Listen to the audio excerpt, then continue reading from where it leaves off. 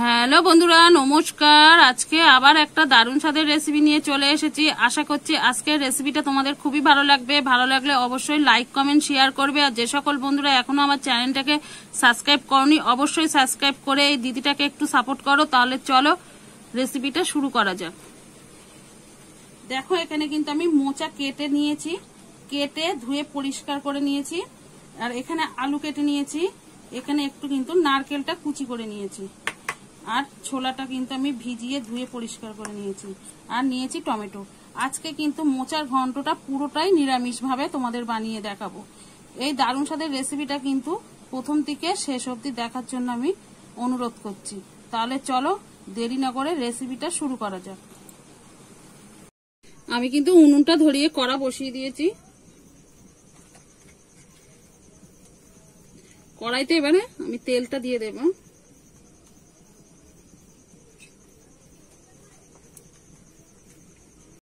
তেলটা কিন্তু আমার গরম হয়ে গেছে। এবারে কিন্তু কেটে ধুয়ে রাখা আলুটা ভেজে নেব।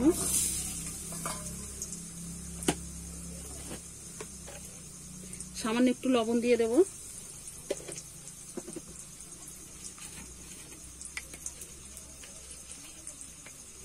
আর অল্প একটু হলুদ গুঁড়ো দিয়ে দেবো। দিয়ে কিন্তু আমি নেড়ে চেড়ে লাল লাল করে ভেজে নেব। আমি কিন্তু আলুটা লাল লাল করে ভেজে নিয়েছি, এবারে তুলে নেব।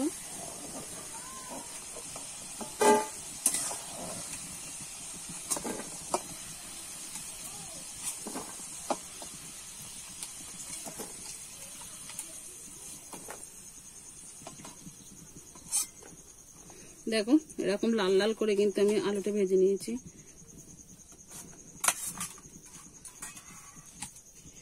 ওই তেলেতেই কিন্তু আমি এই যে নারকেলটা কিন্তু ভালো করে ভেজে নেব। এরকম ছোট ছোট করে টুকরো টুকরো করে নিয়েছি।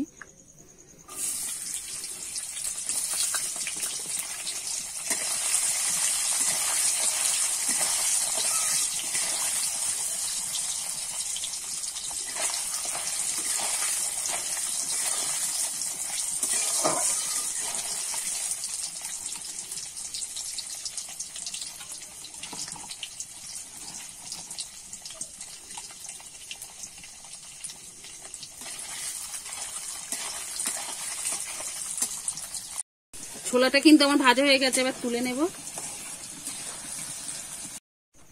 দেখো, আমি ছোলাগুলোও কিন্তু ভালো করে ভেজে নিয়েছি। এবারে ওই তেলেতে আমি দেখো একটা তেজপাতা, গোটা জিরে আর দুটো লঙ্কা কিন্তু আমি কেটে ভেজে দেব। এইবার ফোড়নে দিয়ে দেবো।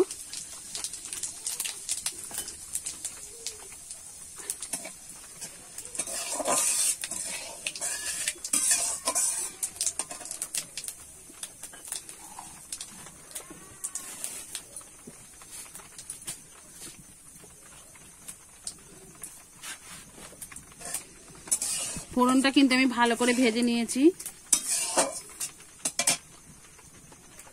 এবারে দিয়ে দেবো টমেটো।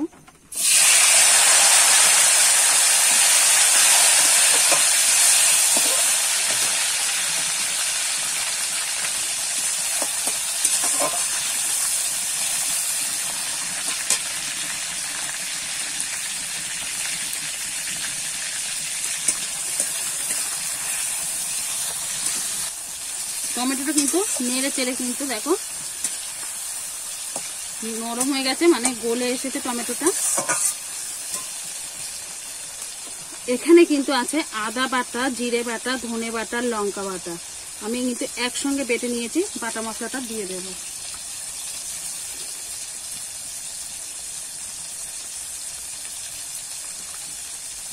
বাটি ধোয়ার জলটাও কিন্তু আমি দিয়ে দেবো।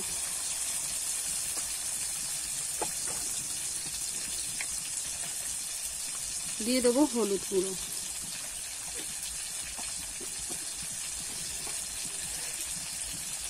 স্বাদ মতো লবণ।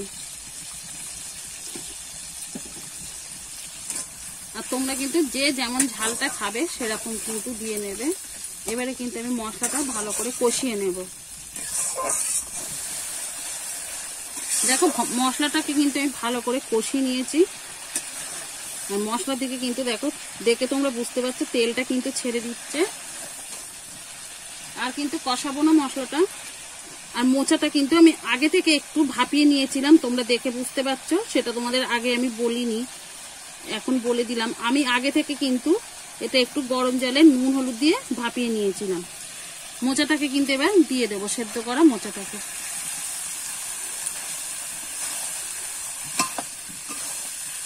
এবারে ভালো করে নাড়িয়ে চাড়িয়ে আমি একটু কষিয়ে নেব।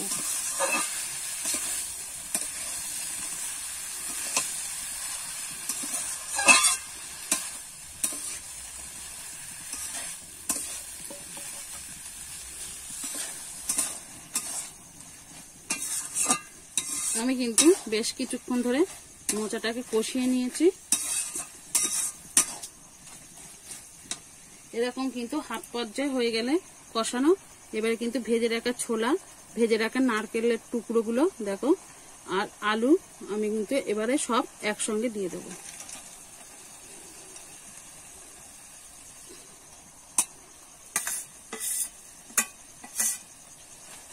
এবারে কিন্তু আবারও ভালো করে কষিয়ে নেব।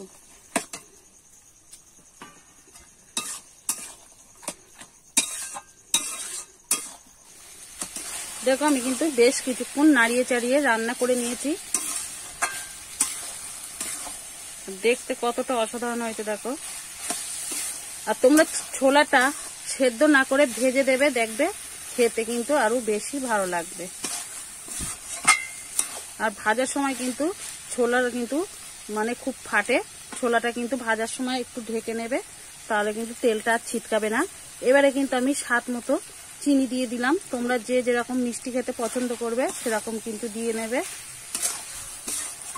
এবারে আবার একটু কিন্তু ভালো করে নাড়িয়ে চাড়িয়ে রান্না করে নেব।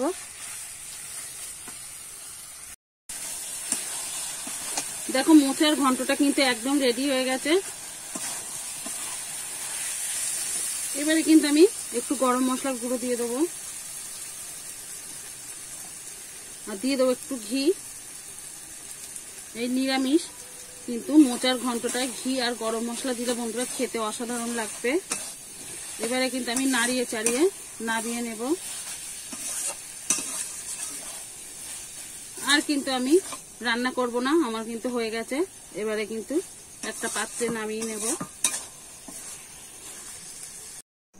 দেখুন বন্ধুরা, দারুণ স্বাদের মোচার ঘন্টটা কিন্তু আমি একটা পাত্রে নামিয়ে নিয়েছি, পরিবেশন করার জন্য একদম রেডি। একবার হলো এইভাবে বাড়িতে বানিয়ে খেয়ে দেখো, খেতে কিন্তু খুবই অসাধারণ লাগে, দেখে কিন্তু তোমরা বুঝতে পারছো। একবার হলো বাড়িতে এইভাবে নিরামিষ মোচার ঘন্টটা বানিয়ে খেয়ে দেখো, গরম ভাতের সঙ্গে কিন্তু বন্ধুরা অসাধারণ লাগে। দেখো তোমাদের কাছ থেকে কিন্তু মোচার ঘন্টটা দেখাচ্ছি, দেখতে কতটা লোভনীয় হয়েছে। একবার হলো বাড়িতে বানিয়ে খেয়ে দেখো। আশা করছি আজকের রেসিপিটা তোমাদের খুবই ভালো লেগেছে। ভালো লাগলে অবশ্যই বন্ধুদের সঙ্গে বেশি বেশি করে শেয়ার করে দিও, যেন ভিডিওটা সবাই দেখতে পায়। তাহলে কিন্তু আজকের মতো রেসিপিটা এখানেই শেষ করছি। আবার নতুন কোনো রেসিপির সঙ্গে দেখা হবে। ততক্ষণে ভালো থেকো, সুস্থ থেকো, সাবধানে থেকো, আর অবশ্যই বাড়িতে একবার বানিয়ে খেয়ে দেখো।